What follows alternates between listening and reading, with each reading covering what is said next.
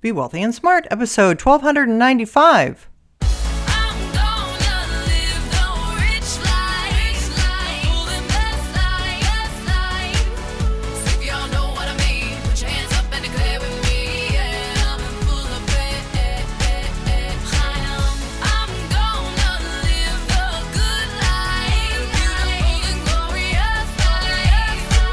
Step into a world of wealth and financial freedom without budgets, boredom, or bosses on Be Wealthy and Smart. And now, here's your host, Linda P. Jones. Welcome to Be Wealthy and Smart. I'm Linda P. Jones, America's Wealth Mentor, empowering women and men worldwide to financial freedom. On today's show, we're going to talk about what will it take for XRP's price to rise? Because I've noticed that a lot of people seem to be getting frustrated out there. I hope you're not. I'm certainly not. Would I like to see XRP's price go up? Of course I would. But I'm patient and I understand that we are waiting for some very important things to happen. So I'm going to share with you today 5 things that I'm looking for that will impact XRP's price and one negative thing that could impact XRP's price that you should be aware of, just in case it happens. So in my opinion, the biggest thing we're waiting for is the actual settlement amount from the SEC. You see, when Ripple won the lawsuit and got the judge's decision that it was not a security, there still was one outstanding element, and that was, what was the fine going to be for the institutional transactions in the past that may have been determined securities? Some people have said that's going to be a large settlement. Other people have said it's going to be a small settlement. We don't know what the settlement amount is going to be, and that uncertainty is causing some price hesitation, in my opinion, because institutions don't like to invest when they don't have all the information. And there's another reason that settlement amount is very important, and that is item number 2.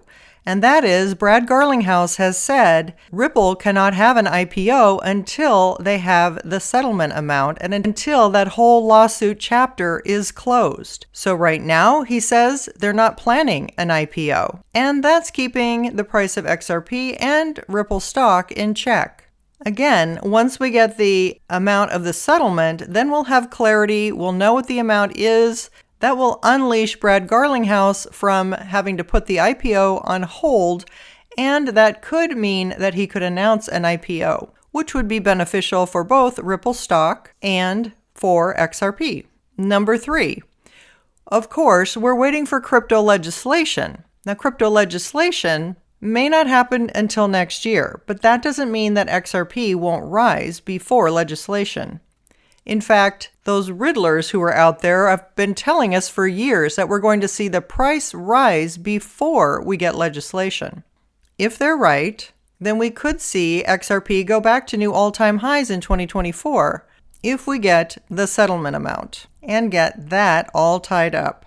Just as a side note, I have heard some people say that this is going to be the last year for meme coins to explode. Now, XRP is not a meme coin, but there is a lot of speculation with meme coins right now. And some people have said this is the last year for that kind of speculation on those meme coins that don't really have utility, because next year we're going to get legislation which will favor coins with utility. Again, that doesn't mean we have to wait until next year to see a favorable price for XRP. In fact, most of the technical analysts who are looking at charts are saying we look very, very close to coming to the end of a consolidation period where the price could take off to new highs. In my opinion, that would probably happen if we got the settlement amount and that was all put to bed. I think that would really cause XRP's price to take off. So we might be very, very close to that. And we really don't have any way of knowing when that could happen. It will just come from the SEC one day as an announcement, in my opinion. Number 4, we're going to see XRP's price rise with institutional adoption.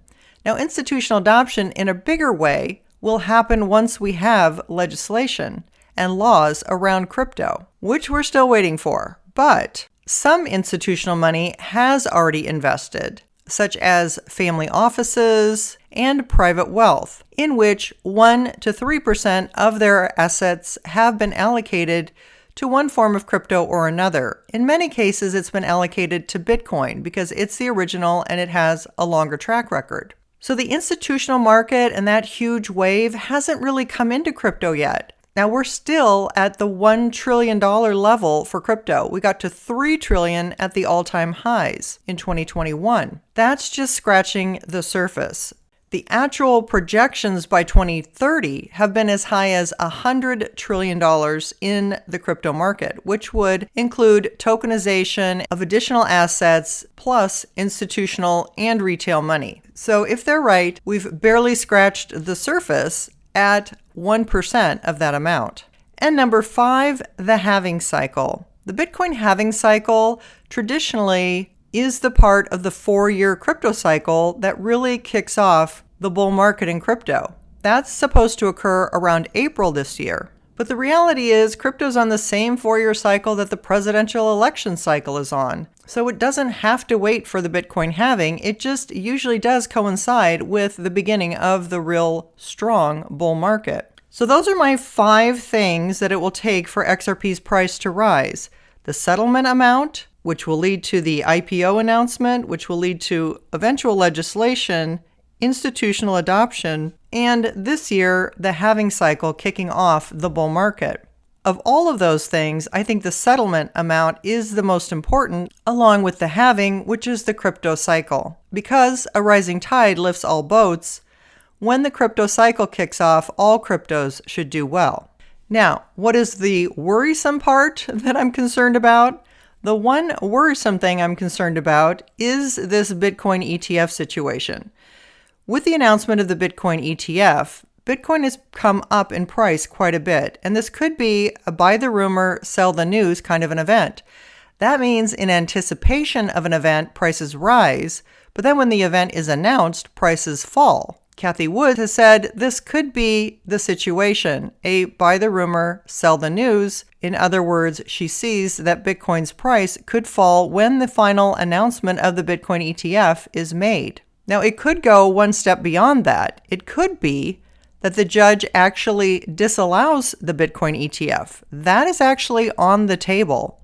It is one of the 2 things that has been mentioned that could happen, that the judge could either allow it or the judge could disallow it. I suppose they could also put it off for a period of time. But if they disallow it, it could be because of the anonymity of Satoshi Nakamoto, which has always been my issue with Bitcoin. Since we don't know who that is, how can you bless an investment when there's a crypto wallet out there that belongs to someone who no one knows who it is? That is not looking out for the individual investor, which is what the SEC is supposed to do, and the judge may rule that they can't approve a spot Bitcoin ETF for that reason. Now, I know that's not going to be popular among Bitcoin holders, but that's the facts. If that happened, it could take down prices across the board in crypto. Because as Bitcoin goes, just about all cryptos go. Again, that rising tide lifts all boats. Well, the opposite is true as well. If that happens, we may have a panic in the market. And if that happens, then all prices may drop sharply. Now, this is one of the outcomes I've said is possible because there is an indication out there that there could be a sharp drop in price before a sharp rise in price. And one of the things that has been publicly said about XRP is that it will rise from the ashes like a phoenix. And if that's the case, you may want to have some lowball limit orders in just in case the price of XRP drops. But also have confidence that it will turn around relatively quickly, in my opinion. Why am I so confident? Because already over 300 banks and financial institutions have a relationship with Ripple and XRP. In my opinion, the banking system is always planned. You can't take chances with money. These things are planned years in advance. XRP has been tested and retested over the years. And we know with all of the financial institutions that are on board with it that there are big plans for it in the future. Just take a look at Japan. SBI is a company that has talked about XRP playing a big role in Japan. They've talked about it being used at the Olympics. they have, in fact, for the last couple years, announced their dividend in Japan would be paid in XRP, which, by the way, I inquired if American shareholders could take advantage of that and was told no, they could not. It's only for Japanese shareholders of SBI stock. But Friday, SBI stock was up 4.5%. Now, they did just announce earnings, and it could just be because of a good earnings call. However, I always look at SBI stock as an indicator for a possible Ripple IPO and possible increase in XRP's price. Why? Because SBI is an investor in Ripple and in XRP in a pretty major way. And our friend Warren Buffett also owns SBI in Berkshire Hathaway. So I have 100% confidence in Ripple and in XRP, and that our future value and future value projections, including all-time highs, will be seen sometime soon.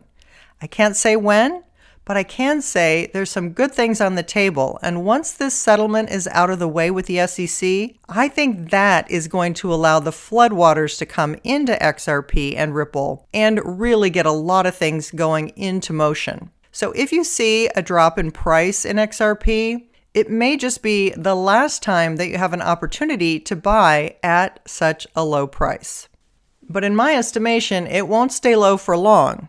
And not only will it be the phoenix that rises from the ashes, but it is the chosen one to handle central bank digital currencies, cross-border payments, and currency exchange at the fastest, least expensive, most scalable way possible. If you haven't yet subscribed to Be Wealthy and Smart, hit the subscribe button and you'll be notified as soon as new podcasts are available. And all of my podcasts are on my website at lindapjones.com/podcasts. And while you're there, sign up for my weekly newsletter with more tips for your financial freedom. That's all for today. Until next time, live the good life and be wealthy and smart. Thank you for listening to Be Wealthy and Smart with Linda P. Jones. Share the wealth and tell your family and friends about the show. Check out our website, blog, and social media for more riches at www.bewealthyandsmart.com.